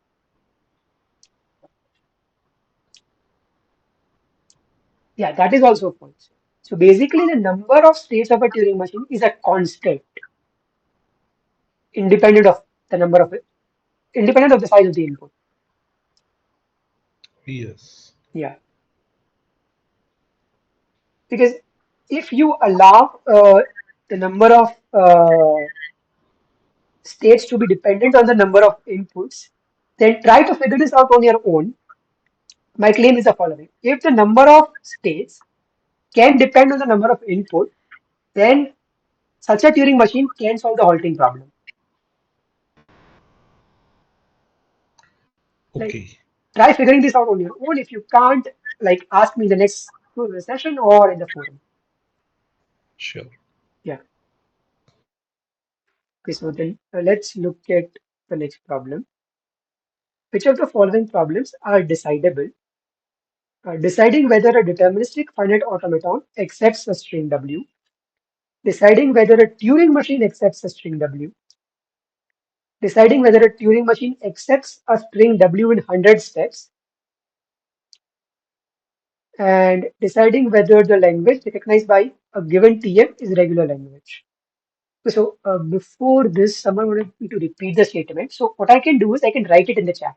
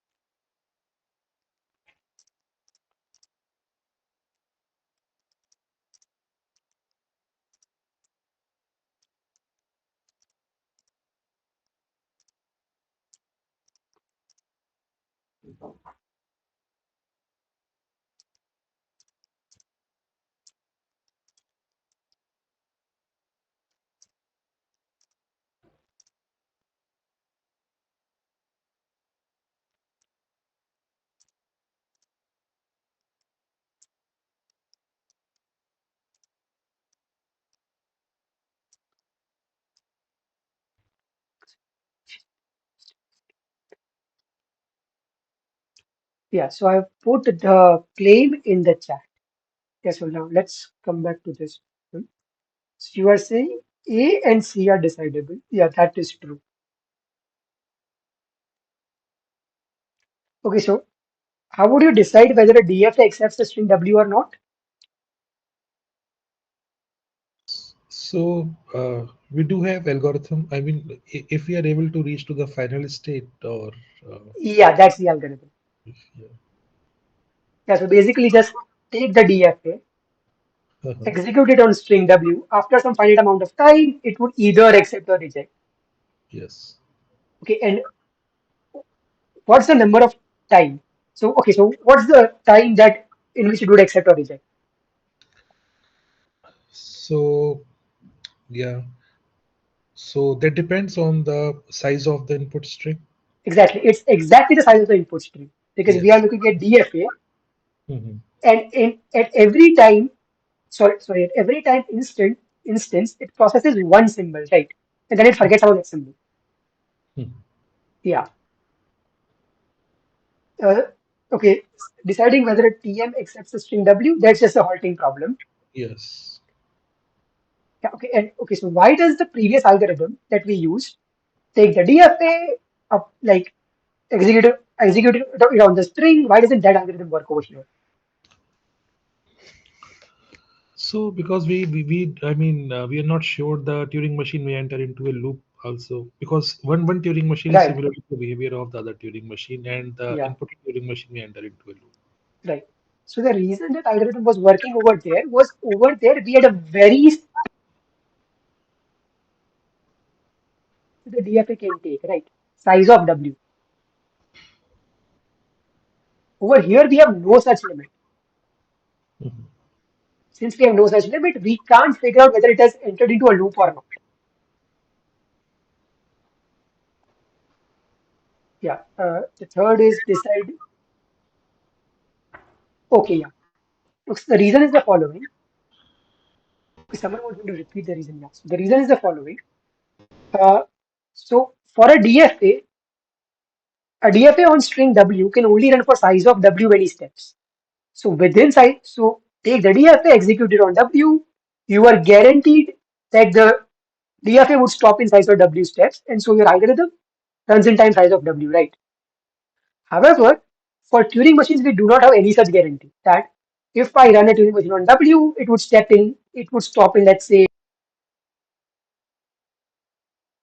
size of W square time. Okay, we don't have any such guarantee. Because we don't have any such guarantee, we cannot be sure whether the Turing machine is doing some meaningful work or whether it has got stuck into a loop. And because of that reason, the algorithm of just running the Turing machine on W doesn't work. Is this fine now? Yes. Yeah. Option C, deciding whether a TM accepts the string W in 100 steps. This is again decidable, well, because now we do have an upper bound, right? We would just run the TM on W for 100 steps. If it has accepted, we would say yes. If it has not accepted, so if it has either rejected or if it is still processing W, then we would say no.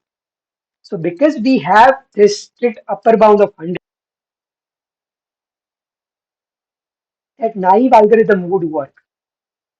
Yeah, so C is again decidable.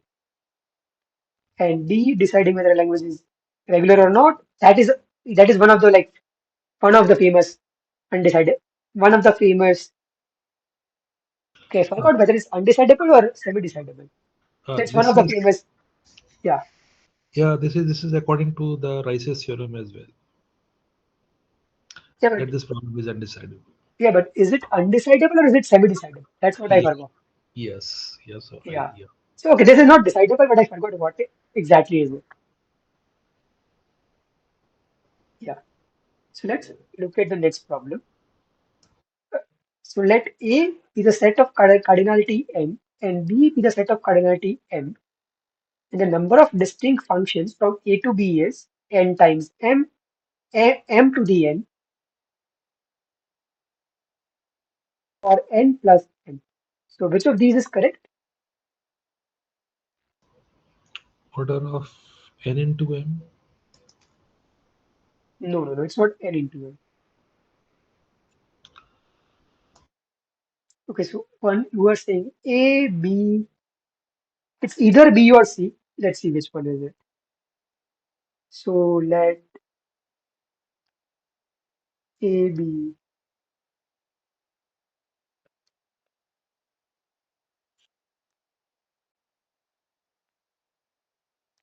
A's and B's and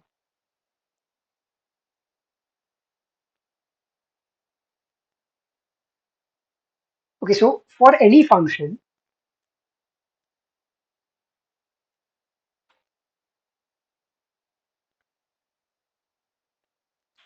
m,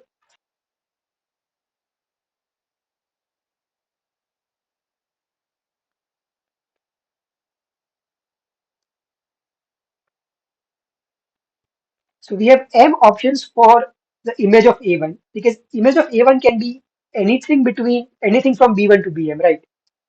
Similarly, we have m options for the image of A2 and so on, right? We have options for the image of AN. So the total number of functions to obtain the total number of functions, all we have to do is like multiply all these options, right? So it's m times m,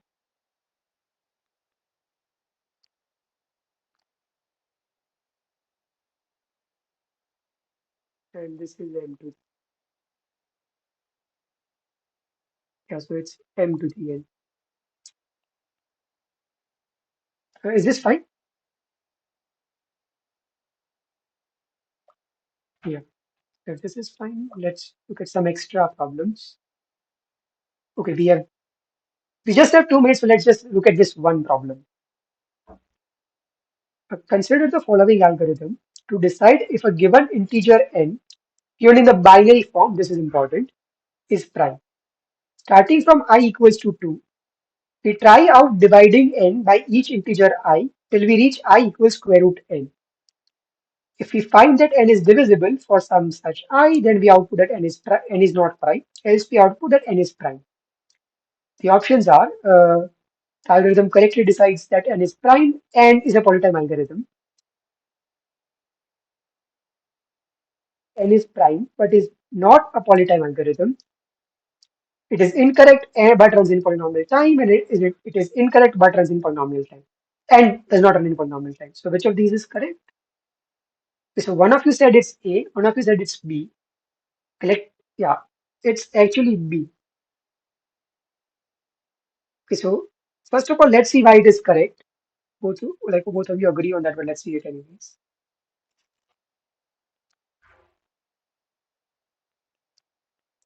It's because all factors of capital N other than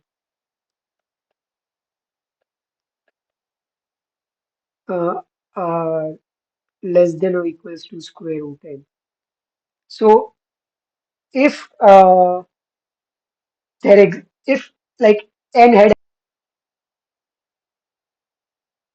then the algorithm would find this factor because it runs up till square root n, right? So the correctness is not in question. What about the time complexity?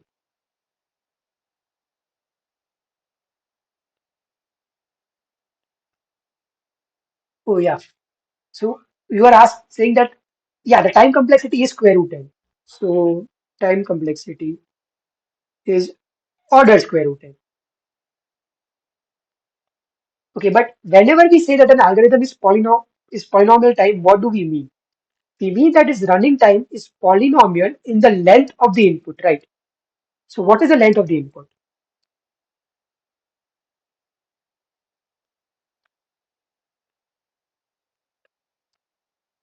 So let me call this M, and M is, my claim is M is order.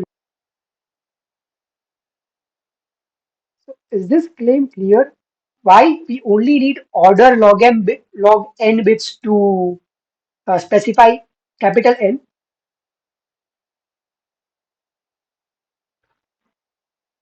Is this fine?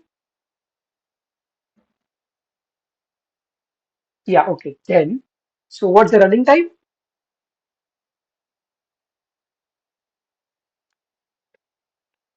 Now we have to like describe the running time in terms of the input length. So in terms of M.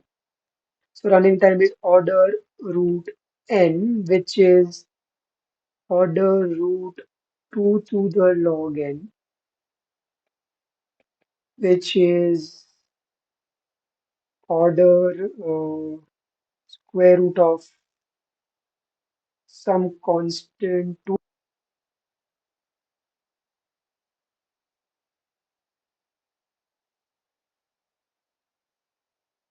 and this is, yeah, so this is not,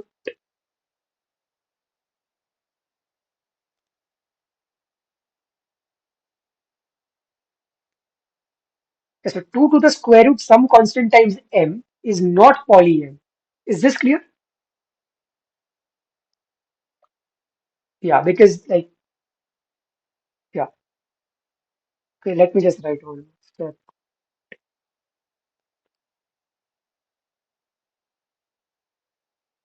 2 to the m over to the d times m, where d is equal to c over 2. Yeah, and this is, this is exponential, this is not poly m. Yeah, so is the running time is polynomial in n, but n is not the input size. The input size is m, and the algorithm runs in exponential time in m. So yeah, it does not run in poly time. So B is correct. Okay. So any algorithm which is right, yeah. So that is the problem with like a lot of algorithms in number theory. They are polynomial, but in the magnitude of the number, while we are interested in algorithms which are polynomial in the input length, which is log of the magnitude of the number. So a lot of algorithms in number theory are not polynomial type because of this reason. And in fact, if you recall, while looking at, we showed that that algorithm runs in time order log a, not order a, right? Yeah. So we are interested in the input length. Is this fine? Yeah. Okay. So we are out of time. So yeah, let's stop here for today. Unless you have any questions. So please share these notes. Yeah. Okay.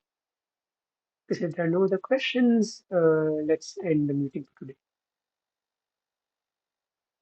Oh yeah, I was in that course as well.